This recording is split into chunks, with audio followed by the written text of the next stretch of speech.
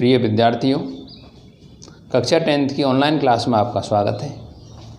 पिछले वीडियो में आपने समांतर श्रेणी 5.1 का अध्ययन किया। आज हम आपके लिए प्रश्नावली 5.2 का अध्ययन कराएंगे। ध्यान रहे कि ये वीडियो आप सभी स्टूडेंटों में पहुंचनी चाहिए, तो उसके लिए आप अन्य ग्रुप में भी शेयर करें जिससे और विद्यार्थी इससे लाभान्वित हों। तो प्रश्नावली आप 5.2 देखेंगे।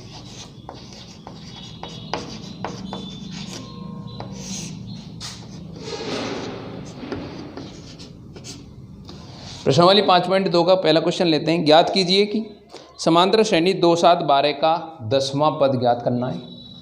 देखेंगे क्वेश्चन नंबर 1। आपको एपी दी हुई है। एपी 2,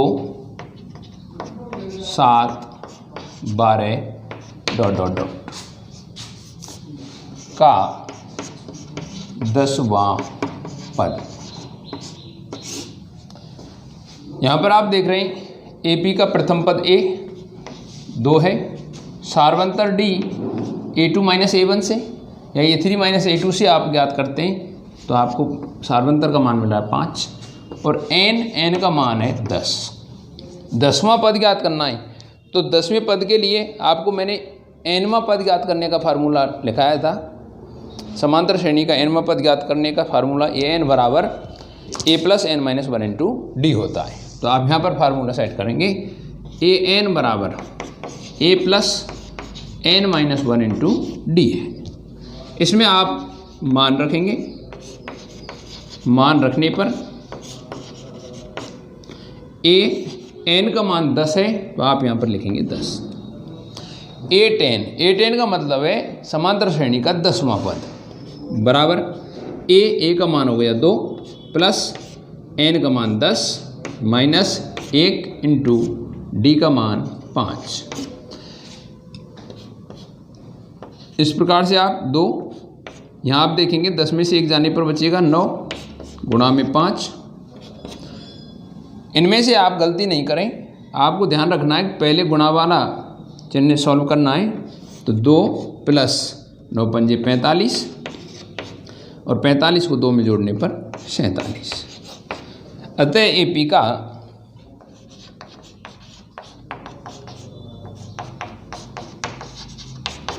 दसवां पद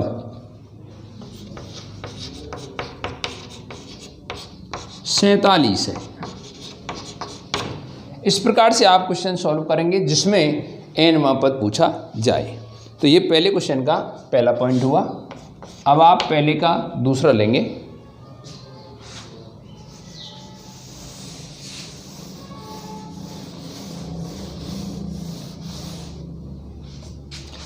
पहले का दूसरा है एपी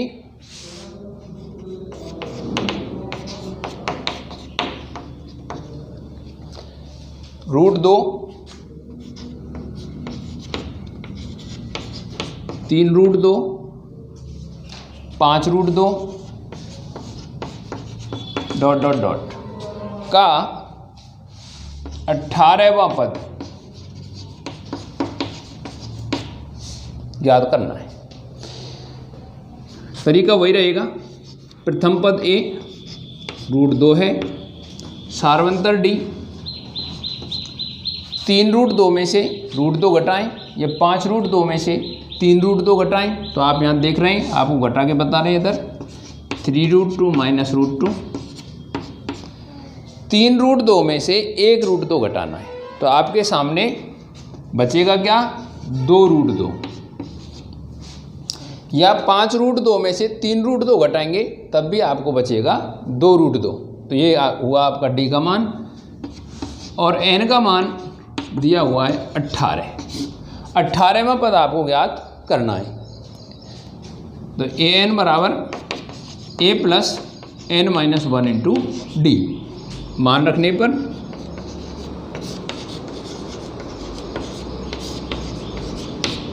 a n के स्थान पर 18 रखेंगे तो ये आपका 18वां पद हुआ।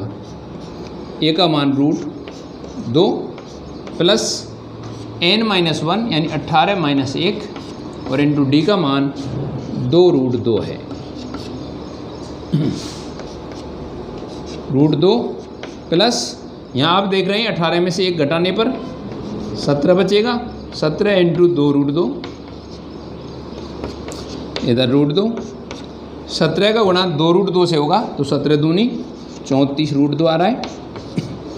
यहाँ आप योग करेंगे, 1 √2 इधर है और 34 √2 इधर है, तो 34 √2 में 1 √2 और जुड़ेगा तो कितना प्राप्त होगा? 35 √2। तो ये आपकी एपी का 18वां पद हुआ। तो लिखेंगे अतः एपी का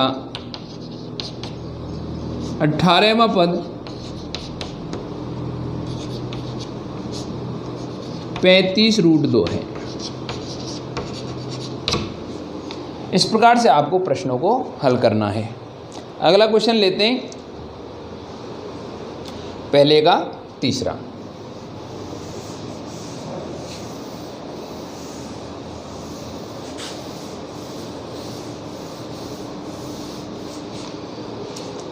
पहले का तीसरा है एपी 9, 13, 17, 21।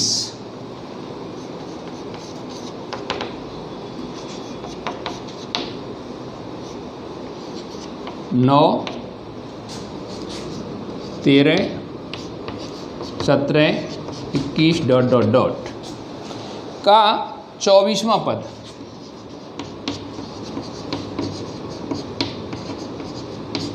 चौबीसवां पद इसका ज्ञात करना है।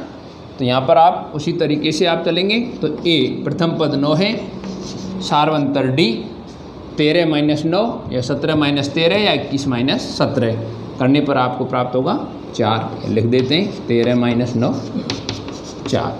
और n का मान सामने आपको दिखाई दे रहा है 24। an बराबर a + n - 1 × d होता है। आप इसमें मान रखेंगे और मान रखने पर आपको 24वां पद प्राप्त होगा।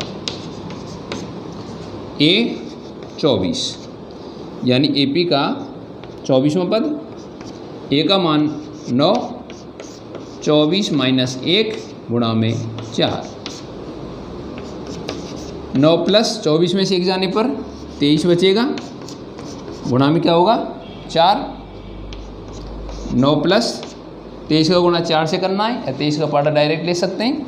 23 चौके 92, 92 में 9 जोड़ना है तो आपके सामने टोटल कितना आएगा 101 आएगा। अतः एपी का 24वां पद 101 है। इस प्रकार से आपको प्रश्न हल करने हैं। अब आप प्रश्न नंबर 2 पर चलते हैं। प्रश्न नंबर 2 है, हल कीजिए समांतर श्रेणी 21, 18, 15 का कौन सा पद -81 है।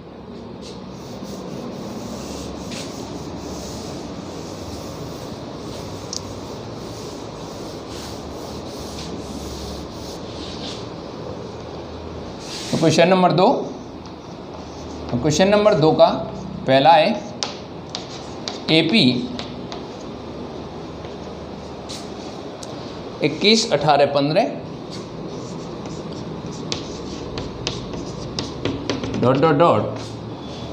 का कौन सा पद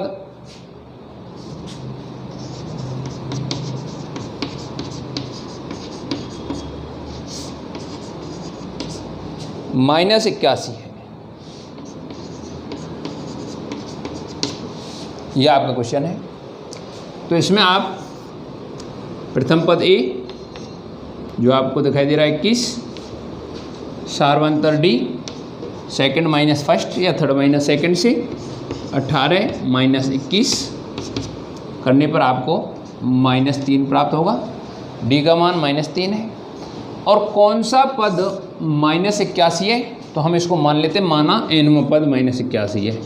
तो माना an बराबर -81। कौन सा पद -81 है तो हम यहाँ पर मानेंगे कि माना AP का nवां पद -81 है। तो nवां पद an हुआ। an का फार्मूला इसके नीचे सेट करते हैं, इसलिए an के स्थान पर आप लिखेंगे a + n-1 into D equal -81। मान रखने पर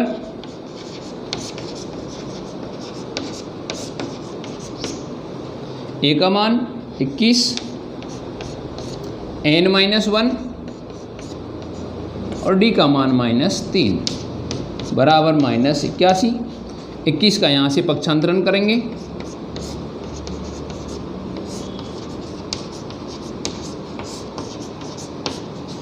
पक्षांतर करने पर आप यहाँ देख रहे हैं n-1 इंटू -3 इक्वल टू -81 और -21। यहाँ पर आप देख रहे हैं 21 राइट हैंड साइड में जाने पर माइनस के हो रहे हैं। आगे इधर देखेंगे n-1 इंटू -3 इक्वल टू, दोनों ही माइनस के हैं इसलिए जुड़ जाएंगे और माइनस का कितना आएगा, माइनस का 102 आएगा। n-1 इक्वल तो -102। अब यहाँ पर आप देख रहे हैं -3 जो है n-1 के n2 में है और राइट हैंड साइड में पक्षांतर करने पर कहाँ जाएगा, भाग में जाएगा, बटे में जाएगा, डिवाइड में जाएगा। माइनस से माइनस कैंसिल हो जाएगा, 3 का आप भाग दे लेंगे या इसको काट देंगे और कितनी बार कट रहा है, 34 बार। n बराबर 34 प्लस 1, ये -1 उधर जाके +1 हो जाएगा और n का मान आपके सामने प्रस्तुत है 35। इसका क्या मतलब रहा कि जो AP है 21, 18, 15 डॉट डॉट, इसका 35वां पद -81 है, तो आप इसका अंतिम चरण, अतः AP का 35वां पद -81 है, फुल स्टॉप। इस प्रकार से आपको प्रश्नों को हल करना है। आगे चलते हैं, प्रश्न नंबर दूसरे का दूसरा लेते हैं।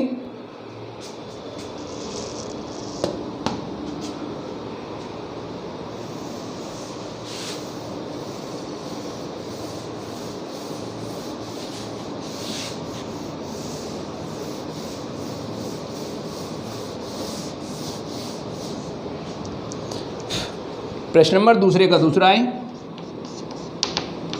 AP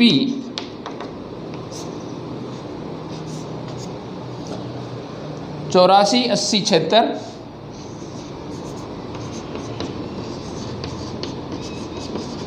डॉट डॉट डॉट का कौन सा पद शून्य है, का कौन सा पद शून्य है, 0 है,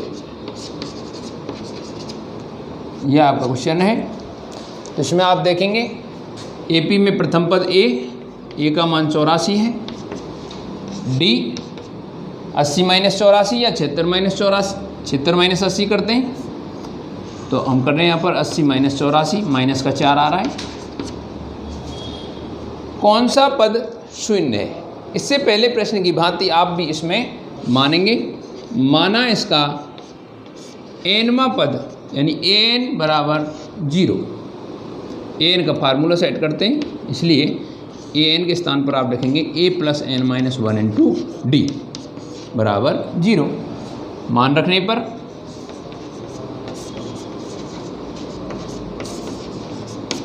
a का मान 84 प्लस n-1 इंटू डी का मान -4 बराबर 0। 84 का पक्षांतरण करेंगे, तो पक्षांतर करने पर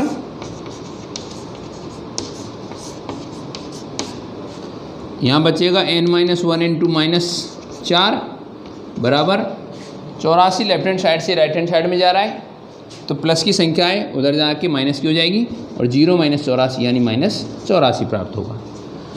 n-1 इधर लिखते हैं, तो n-1 इक्वल -84 बटे -4, माइनस से माइनस कैंसिल हो जाएगा और n-1 इक्वल आप देखेंगे 84 में 4 का क्या देना है, भाग देना है, तो 84 में 4 का भाग देने पर क्या प्राप्त होगा आपको 21। n बराबर 21 प्लस 1, तो n का मान आ गया 22। अतः AP का 22वां पद शून्य है।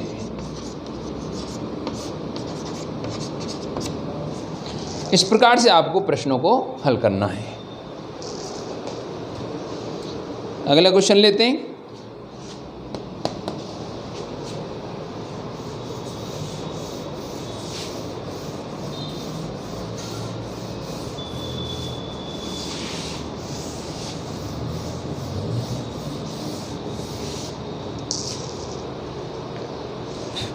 क्वेश्चन नंबर दूसरे का तीसरा। क्वेश्चन नंबर दूसरे का तीसरा है, क्या संख्याओं का अनुक्रम 5, 11, 17, 23 का कोई पद 301 है? तो हम यहाँ पर अनुक्रम लिखेंगे AP 5, 11, 17, 23 ... का कोई पद 301 है। तो प्रश्न में पूछा गया है क्या अनुक्रम 5, 11, 17, 23 का कोई पद 301 है। तो हम यहाँ पर n की जांच करेंगे। यदि n का मान धनात्मक पूर्णांक यानी पूर्ण संख्या या प्राकृत संख्या प्राप्त होती है तो हम वहाँ पर लिखेंगे है, अन्यथा नहीं है। a का मान 5 है, d का मान आप निकालेंगे 11 - 5 या 17 - 11 या 23 - 17, तो आपको प्राप्त होगा 6। माना nवां पद बराबर 301, यानी an बराबर 301 है। इसलिए an का फार्मूला सेट करते हैं, a + n - 1 × d = 301। मान रखने पर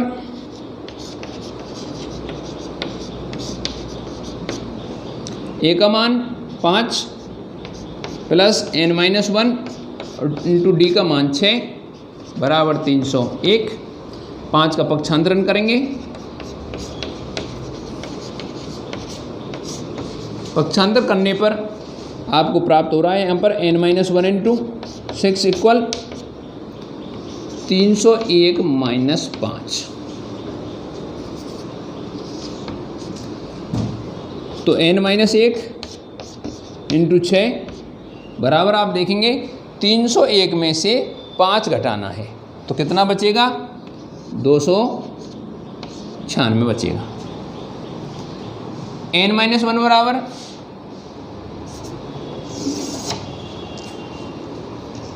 n - 1 296 बटे में क्या चल जाएगा? 6, 2 से काट सकते हैं तो n - 1 बराबर 2 एकम 2, 2 चौके 8, 2 अट्ठे 16 बटे में 2 तिये 6। n बराबर 148 बटे में 3 है, माइनस का 1 इधर जाके प्लस का 1 हो जाएगा, इसके बटे 1 करेंगे और यहाँ एलसीएम लेंगे 3। यहाँ लिखा हुआ है n, तो n इक्वल इधर निकलेगा 148 और 3 प्लस हो जाएगा।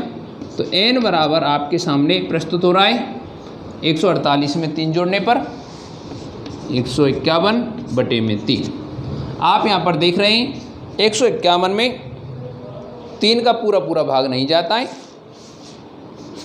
तो यहाँ पर ये n का मान कैसा प्राप्त हुआ है यहाँ सामने देखेंगे। चूँकि n का मान धनात्मक पूर्णांक नहीं है,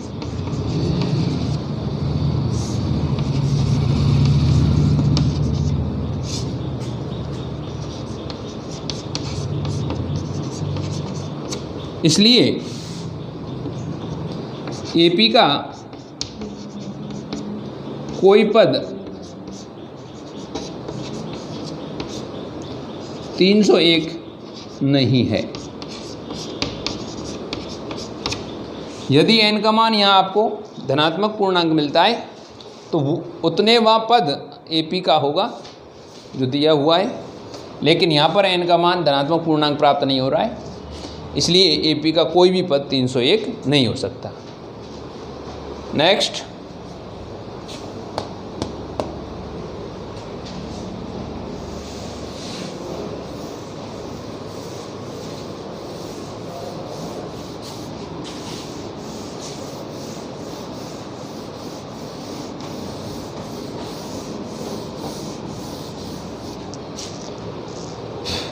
क्वेश्चन नंबर दूसरे का चौथा लेते हैं। क्या समांतर श्रेणी 11, 8, 5, 2 का एक पद -150 है? तो आपको यहाँ पर ए पी दी हुई है, ए पी है 11, 8, 5, 2 डॉट डॉट डॉट का कोई पद -150।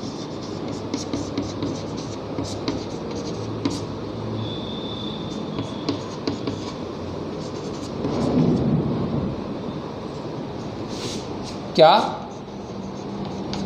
AP का कोई पद 150 माइनस के हैं? तो इसकी जांच करेंगे। A का मान 11, D का मान 8 - 11 या 5 - 8 या 2 - 5 -3 माना AN बराबर -150। हम मान रहे हैं कि इसका nवां पद -150 है। ऐसी कंडीशन में यदि n का मान धनात्मक पूर्णांक प्राप्त होता है तो आप उसका जवाब देंगे है, अन्यथा नहीं है। इसलिए an के स्थान पर आप a + n-1 × d रखते हैं, बराबर -150 है। मान रखने पर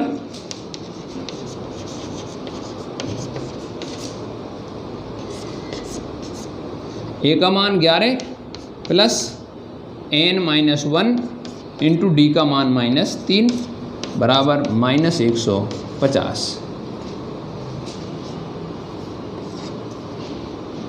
n-1 × -3 इक्वल -150। 11 को पक्षांतरण करना है और 11 पक्षांतरण होने पर -11 हो जाएंगे। तो यहाँ पर आप देखेंगे n-1 × -3 इक्वल माइनस के 150 और माइनस का 11 तो माइनस के 161।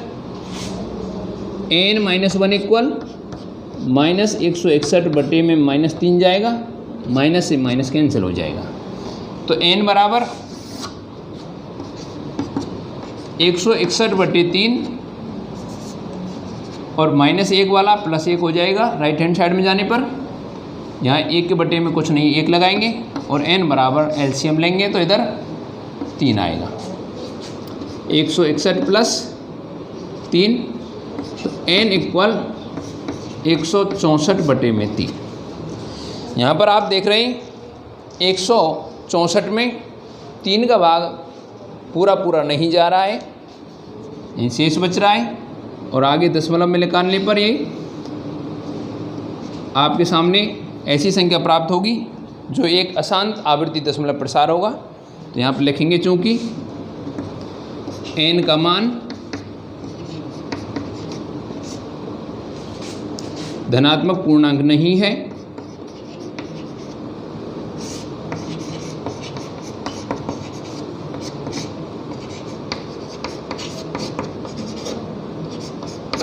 इसलिए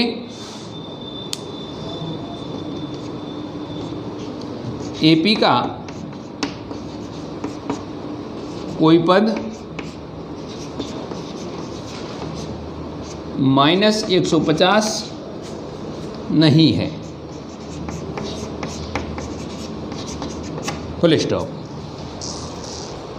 इस प्रकार से आपने प्रश्न नंबर 1 और प्रश्न नंबर 2 को हल किया है। आगे लेते हैं हम प्रश्न नंबर 3।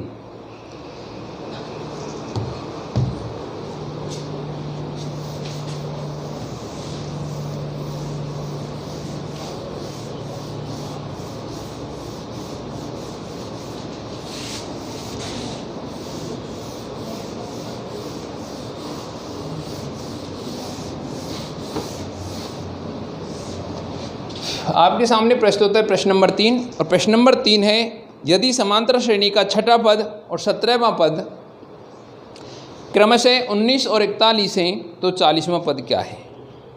Question number 3। एपी का छठवां पद, छठवें पद का मतलब होता है A6, जिसका मान दिया हुआ है 19, A6 इक्वल दिया है 19, तथा 17वां पद, 17वें पद का मतलब है A17, जिसका मान दिया हुआ है 41, और ज्ञात करना है 40वां पद यानी A40 बराबर क्वेश्चन मार्क, यह आपको ज्ञात करना है। तो आप यहाँ देखेंगे A6 का मतलब क्या होता है? छठवां पद। ये मैंने आपको समांतर श्रेणी की भूमिका में बताया था।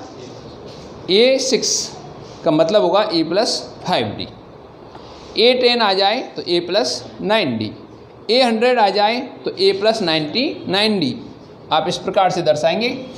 तो इसलिए A+5D इक्वल, इस प्रकार से इक्वेशन नंबर फर्स्ट डालेंगे तो A+5D बराबर क्या प्राप्त हुआ है? 19, तथा A17 का मतलब इसी प्रकार से A+16D बराबर मान है 41, ये इक्वेशन नंबर सेकंड।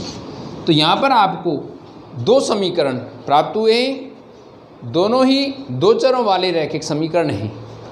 तो दो चरों वाले रैखिक समीकरण युग्म को हल करने की विधि मैंने आपको प्रश्नावली 4 में बताई थी।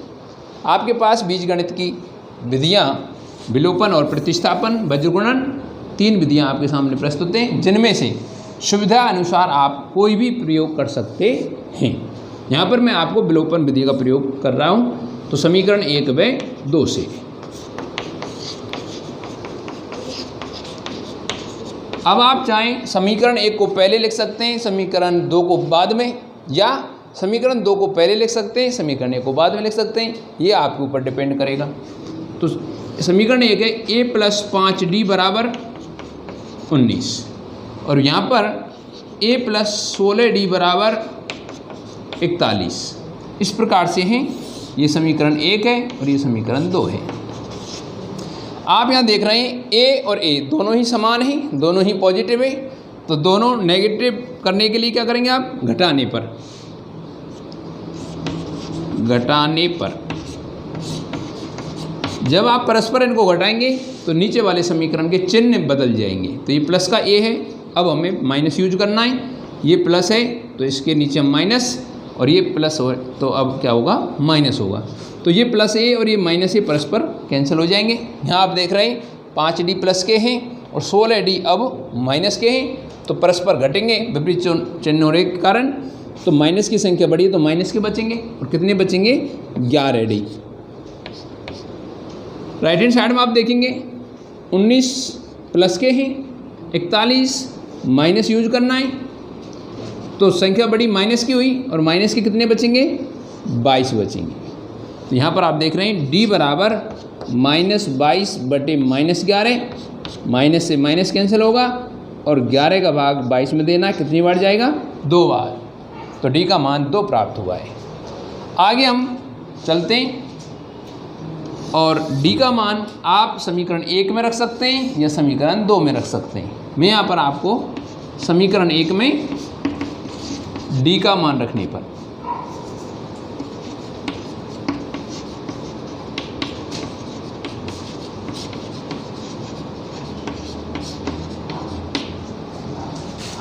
समीकरण 1 है A+5D बराबर 19, तो A+5 इंटू D का मान 2 बराबर 19, तो A+10 बराबर 19, और पक्षांतर करने पर A बराबर 19 -10 हो जाएगा। तो A का मान प्राप्त हो रहा है 9। A का मान 9 प्राप्त हुआ है, D का मान 2 प्राप्त हुआ है। हमें ज्ञात करना है 40वां पद, और 40वें पद के लिए आप इधर देखेंगे A40, तो A40 बराबर क्या होगा? A+39D, जिसमें आप A और D के मान रखेंगे। मान रखने पर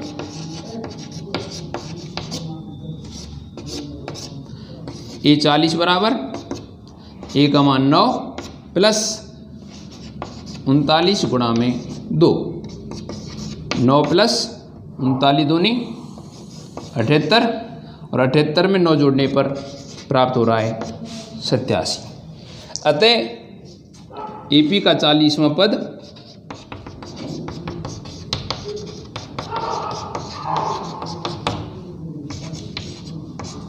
87 है।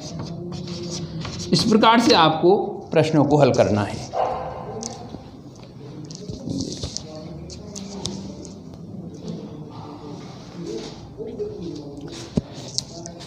इससे आगे प्रश्न नंबर 4 लेते हैं, जो इसी तरीके पर आधारित है। तो यही तरीका प्रयोग करते हुए हम प्रश्न नंबर 4 हल करा रहे हैं।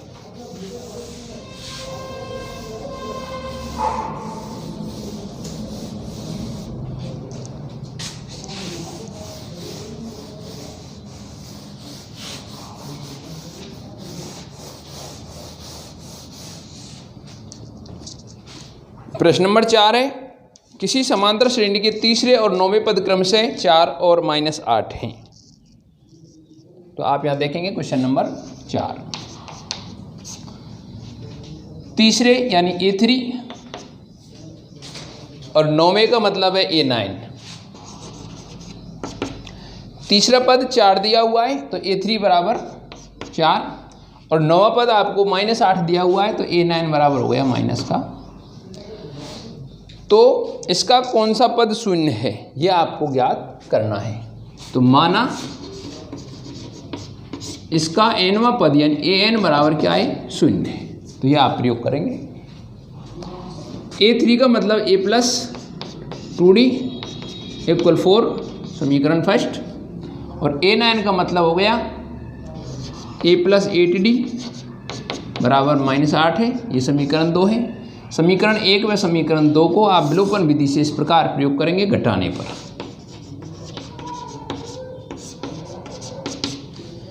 माइनस माइनस और ए प्लस, माइनस प्लस के कारण ए और ए कैंसिल हो गए, 2d प्लस के हैं और 8d माइनस के, तो माइनस के आपके पास में 6d बचेंगे।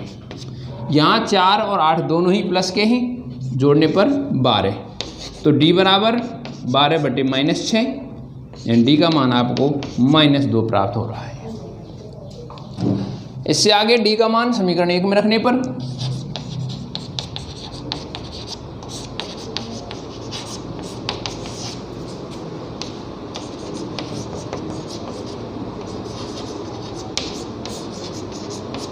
जब आप डी का मान समीकरण 1 में रखेंगे तो इधर देखेंगे समीकरण 1 है a प्लस 2d इक्वल 4, तो a प्लस 2 गुणा में d का मान -2 बराबर 4, तो a गुणा करने पर यहाँ माइनस का 4 बराबर 4, तो a बराबर +4 और ये माइनस का 4 उधर जाने पर भी प्लस हो गया, तो a का मान प्राप्त हुआ है 8। यहाँ आप देख रहे हैं माना an बराबर क्या है 0। यहाँ पर आप an का फार्मूला सेट करेंगे, इसलिए a plus n-1 into D बराबर 0 है। मान रखने पर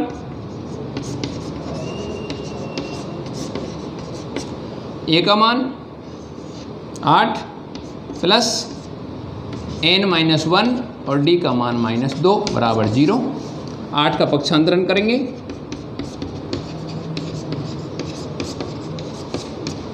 तो n-1 इंटू -2 बराबर राइट हैंड साइड में 0 दिखाई दे रही है, प्लस का 8 राइट हैंड साइड में पक्षांतरण होने पर माइनस का हो जाएगा और 0 - 8 -8 ही प्राप्त होगा।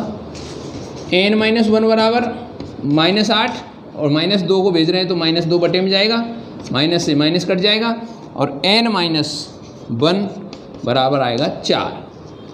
n बराबर आप पक्षांतरण करेंगे तो 4 + 1 हो जाएगा और आपके सामने n का मान प्रस्तुत होगा 5।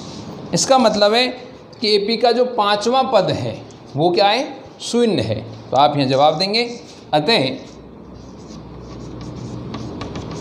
एपी का 5वां पद शून्य है, फुल स्टॉप। इस प्रकार से आपको प्रश्नों को हल करना है। तो आज तक की वीडियो में यहाँ तक कराया है। धन्यवाद।